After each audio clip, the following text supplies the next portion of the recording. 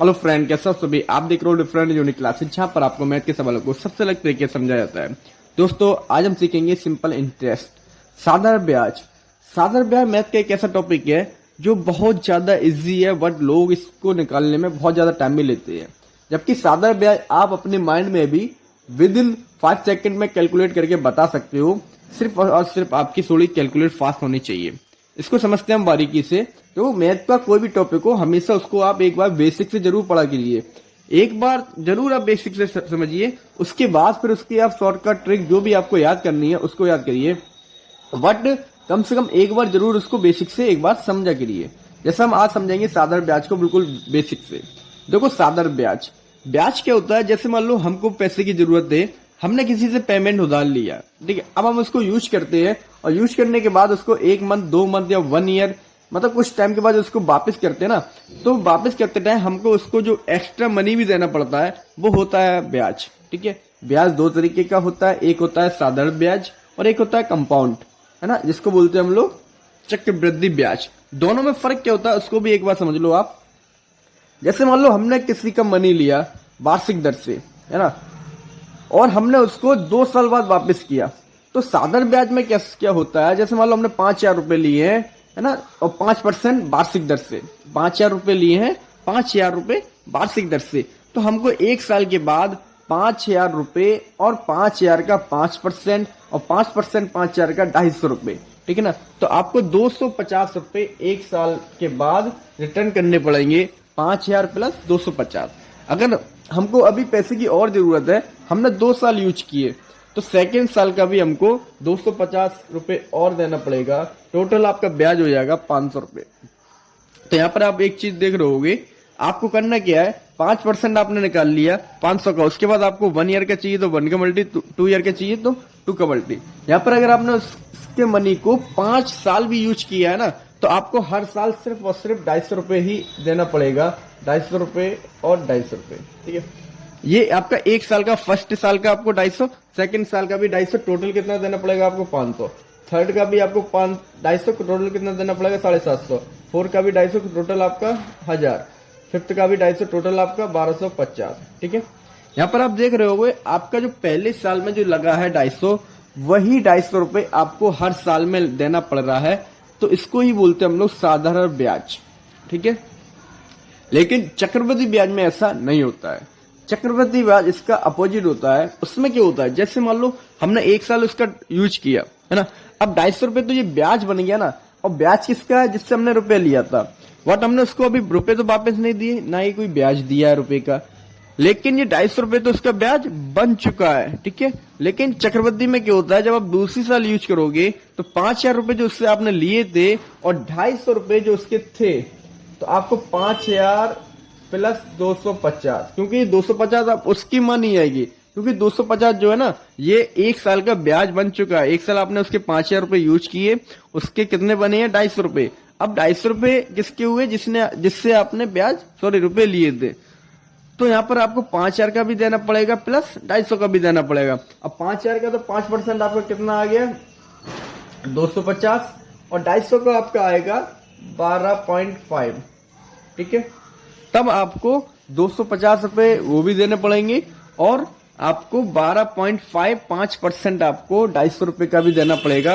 अब यहाँ पर आप एक चीज देखो, आपका जो फर्स्ट ईयर थी, पहली साल में तो आपको 250 रुपए ही देने पड़े हैं, क्योंकि रुपए कितने थे, केवल 5,000 रुपए। दूसरी साल में आपको 5,000 का भी 250 देना पड़ा है, और प्लस जो 250 रुपए ब्याज बन गया था उसका भी आपको 5% देना पड़ा है, 12.5। यहाँ पर आप एक चीज नोटिस देखो, ये पहली साल का साधारण ब्याज और पहली साल का चक्रवृद्धि ब्याज दोनों ही बराबर है। इसलिए आपने पढ़ा भी होगा कि फर्स्ट ईयर का चक्रवृद्धि और साधारण ब्याज दोनों ही बराबर होते हैं। बराबर क्यों होते हैं, क्योंकि पहली साल है, हमने सिर्फ और सिर्फ यूज किसका किया है, उससे जो मनी लिया था उसका यूज किया है, इसलिए उसका 250 हो गया, यहाँ पर भी 250। लेकिन दूसरी साल में साधारण ब्याज में तो आपको 5,000 का ही देना पड़ता है, बट चक्रवृद्धि ब्याज में क्या होता है, जो 250 रुपए उसके ब्याज के बने हुए हैं, आपको अब 250 रुपए का भी ब्याज देना ही पड़ेगा। इसी तरीके से अगर हम इसको 2 साल यूज करेंगे, आपका पहली साल रहा, ये 2 साल रहा, ठीक है। अगर हम इसको 3 साल भी यूज करेंगे, अब तीसरी साल में होगा क्या, आपका 5,000 का तो आपको देना ही पड़ेगा, 5,000 का देना पड़ेगा, प्लस जो आप उसके 250 रुपए ब्याज के ना पहली साल के, उस पर भी लगेगा आपको ब्याज 250 रुपए।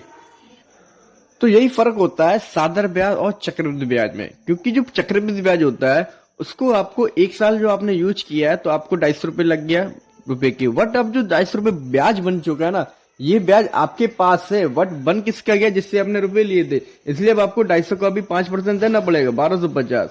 अब आपको जब तीसरी साल यूज करोगे तो 5,000 तो आपने उससे लिए थे, उसका आपको ब्याज देना पड़ेगा। अब 250 रुपए जो आपको पहली साल में जो ब्याज बना था उसका भी ब्याज देना पड़ेगा, प्लस अब आपको 12.5 का भी ब्याज देना पड़ेगा, मतलब आपको ये 3 का ब्याज देना पड़ेगा। ठीक है, अब अगर इसके बाद आप 4th ईयर में यूज करोगे तब इसका जो ब्याज बनेगा इस तरीके से आगे ब्याज, आपके ब्याज के ऊपर ब्याज लगता है, इसी को बोलते हैं चक्रवृद्धि ब्याज।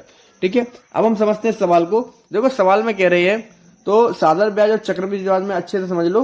साधारण ब्याज में ब्याज हमेशा सेम रहता है, जितना आपको पहली वर्ष में देना है उतना ही आपको हर साल उतना ही देना है, लेकिन चक्रवृद्धि में ऐसा नहीं होता है, ब्याज के ऊपर ब्याज लगने लगता है। सवाल में कह रहा है आपसे 5,000 का 5% वार्षिक दर से 18 माह का साधारण ब्याज। इसमें एक चीज हमेशा देखो, मैथ का कोई भी सवाल हो, मैथ के सवाल को आप जब भी पढ़ो ना तो बहुत अच्छे से पढ़ा करो, जिससे आपको सवाल की एक एक बात समझ में आया है, फिर देखना आपके सवाल के आंसर कितनी जल्दी आते हैं। यहाँ पर बोल रहे हैं 5,000 का 5% वार्षिक दर। अब यहाँ पर दर कितनी है, वार्षिक, है ना। हम लोग गलती क्या करते हैं, जल्दबाजी में वार्षिक ना पढ़ के हम लोग माह वगैरह ये सब पढ़ लेते हैं, और यहाँ पर देखो टाइम क्या दे रखा है आपको, 18 माह।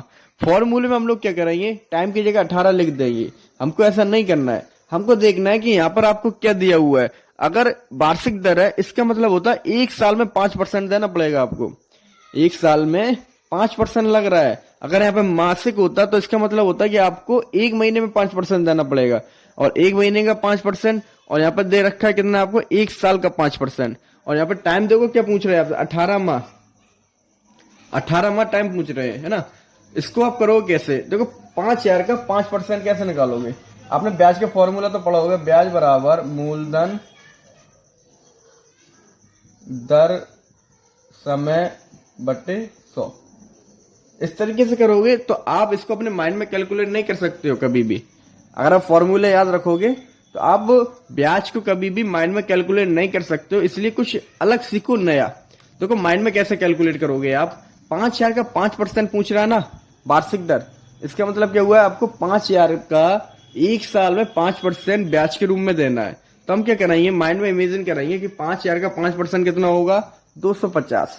5,000 का 5%, अगर परसेंटेज नहीं आता है तो परसेंटेज वाली वीडियो देख लो, उसमें बारीकी समझाया है। इसका 10% कैसे निकालोगे, एक जीरो कम करके 500 आया, और ये तो अभी 10% आया, और हमने निकालना कितना है 5%, तो आपका कितना आएगा, ये 250 रुपए। तो 5,000 का 5% कितना आया आपका, 250। ठीक है, इसके बाद देखो आपसे कह रहा है 18 माह का। अब मुझे ये बताओ एक साल में 250 रुपए लग रहे हैं, है ना। अब 18 महीने में कितना रुपए बनेगा, जब एक साल में 250 है तो 6 महीने कितना हुआ, 125, और एक साल में 250 6 महीना में इसमें ऐड कर देंगे तो आपके 125 और ऐड हो जाएंगे, तो आपका ये कितना हो गया, 375 रुपए। ठीक है, यही आपका आंसर है। अब इस तरीके से आप इसको ना अपने माइंड में कैलकुलेट कर सकते हो, वरना आप इसको माइंड में कैलकुलेट नहीं कर पाओगे। तो इस तरीके से सीखो। अब यहाँ पर देखो दे रखा है आपको ब्याज बराबर मूलधन गुणा दर बटे समय बटे 100। अब इसमें आप लगाओगे तो मूलधन लिखोगे 5,000, फिर लिखोगे दर कितनी 5, फिर लिखोगे समय कितना है 18 माह। 18 माह की जगह हम कितना लिखेंगे, 3/2। 3/2 लिख दो, इसका मतलब होता है 1.5, क्योंकि 18 माह का मतलब 1.5 साल। या आप लिख सकते हो 1.5 ईयर बटे 100। अब तो सॉल्व करोगे, 0 से 0 कट करोगे, उसके बाद आप 5 का मल्टी 5 में करोगे, है ना, तो कितने हो गए आपके 25, और 25 का मल्टी आप फिर 15 में करोगे, 375। आपका ये 0 से ये पॉइंट हटे आएगा तो आपका आंसर आ गया 375। तो इसमें आपको टाइम भी लगेगा, और दूसरी बात आप इसको माइंड में कैलकुलेट नहीं कर पाओगे। तो ब्याज वाले जो भी सवाल हैं इनको आप माइंड में कैसे कैलकुलेट करोगे, जो आपको मूलधन दिया हो, है ना, उसको आपको निकालना है परसेंटेज। आपसे 5% कह रहा है तो आप सबसे पहले निकालोगे उसका 5%। यही मान लो अगर 6% कह देते हैं हमसे कि 5,000 का 6% वार्षिक दर से 18 माह का साधारण ब्याज, है ना, तो हम क्या करते, 5,000 का निकालते 6%। अब 6% कैसे निकालोगे, देखो 1% की ट्रिक होती है, 2 जीरो कम कर दो, कितना आ गया 50 रुपए। ट्रिक कैसे बनती है वो भी समझ लो। ये आपका दे रखा है 100%। अब 100% में हम ऐसा क्या करें कि हमारा ये कितना रहेगा 1। अब 100 में अगर हम 2 जीरो हटा दें तो हमारा कितना रह गया 1। तो इसीलिए हम जो नंबर हमको दिया होगा उसमें हम क्या कराएंगे, 2 जीरो कम कर देंगे। तो 1% आपका आ गया 50 रुपए। अब ये 50 रुपए है 1%, लेकिन आपको ब्याज कितना देना है 6%। तो हम 6 का मल्टी करते हैं, आपके 50 छिंग 300 रुपए। अब 300 रुपए आपको कितने टाइम में लग रहे हैं, वार्षिक दर मतलब 1 साल में देना है। अगर यहाँ पे कह देते कि 300 रुपए आपकी मासिक दर है, मासिक दर मतलब होता है आपको 1 महीने में 300 रुपए देना है, और फिर आपसे 18 महीने का पूछ रहा है, तब हम उसमें डायरेक्टली 18 का मल्टी कर देते, 300 गुणा 18, 18 54, इस तरीके से आपका आंसर आता है 5400 रुपए। बट यहाँ पर आपको वार्षिक बोला है कि 1 साल में आपको 300 रुपए देना है। अब 1 साल में 300 देना है तो 1.5 साल में कितना हुआ आपका 450, 300 प्लस 150, इजी है ना। तो इस तरीके से आप अपने माइंड में कैलकुलेट कर सकते हो। आपको सबसे पहले उसकी जो दर दी हुई है उसके हिसाब से निकालना है कि इसका 6% कितना होगा या 10%। मान लो यहाँ पर अगर मान लो आपसे कह देते कि 5,000 का 10% वार्षिक दर से, अब 5,000 का 10% कितना होगा 500 रुपए, क्योंकि 100 में और 10 में कितना फर्क है, 1 जीरो का। जैसे आपका जो लिखा हुआ है 100%, ठीक है।